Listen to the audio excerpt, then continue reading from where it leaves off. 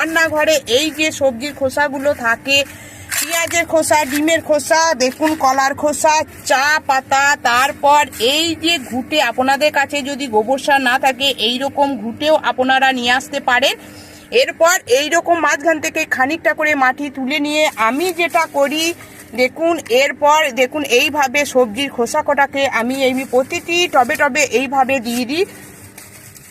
এরপর এটা কম্পোস্ট হয়ে যায় এবং কম্পোস্ট হয়ে গেলে আমার গাছ বসানোর জন্য দুর্দান্ত মাটি তৈরি করা হয়ে যাবে। আলাদা করে আর মাটি আমাদের তৈরি করে দিতে হবে না।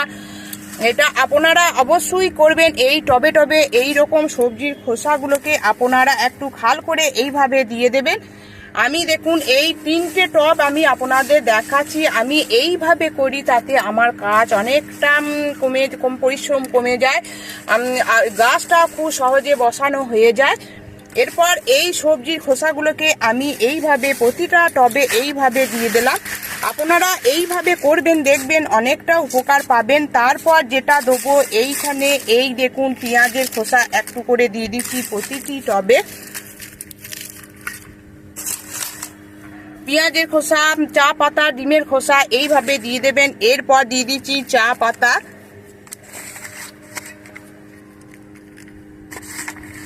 এইগুলো আমাদের বাগানে গাছের জন্য খুবই উপকারী। এইগুলো ফেলে না দিয়ে আমাদের গাছের জন্য এইগুলো ব্যবহার করবেন। চা পাতাগুলোকে অবশ্যই আপনারা ভালো করে জলে ধুয়ে তবেই ব্যবহার করবেন। তারপর যেটা দেবো এই দেখুন এখানে আছে কলার খোসা। এইগুলোকে আপনারা ছোট ছোট টুকরো করে কেটেও দিতে পারেন বা এইভাবেও দিতে পারেন।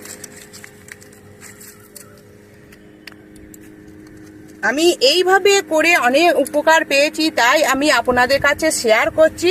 এরপর যেটা দেবো বন্ধুরা, আমার কাছে রয়েছে নিম খোল। এইখানে নিম পাতার ডাস্ট গুঁড়ো দিতে পারেন বা হলুদ গুঁড়ো দিতে পারেন। আমি এই নিম খোলটা দিয়ে দিচ্ছি যাতে কোনো রকম পোকামাকড় ছত্রাকের সংক্রমণ হবে না। তাছাড়া এর মধ্যে এনপিকে আছে, গাছে ফুল ফল আনবে, গাছের কাণ্ডকে শক্তিশালী করবে, অনেক রকম এর গুণাগুণ আছে। আপনারা অবশ্যই এটা ব্যবহার করতে পারেন। আর একটা বন্ধুরা যেটা বলবো, এর সঙ্গে আপনারা কোকোপিট বালি একবারে দিয়ে দিতে পারেন। তারপর আমি যেটা দেবো দেখুন এখানে ঘুঁটেগুলোকে আমি একটু হালকা ভিজিয়ে রেখে দিয়েছিলাম, এইভাবে আমি দিয়ে দিচ্ছি।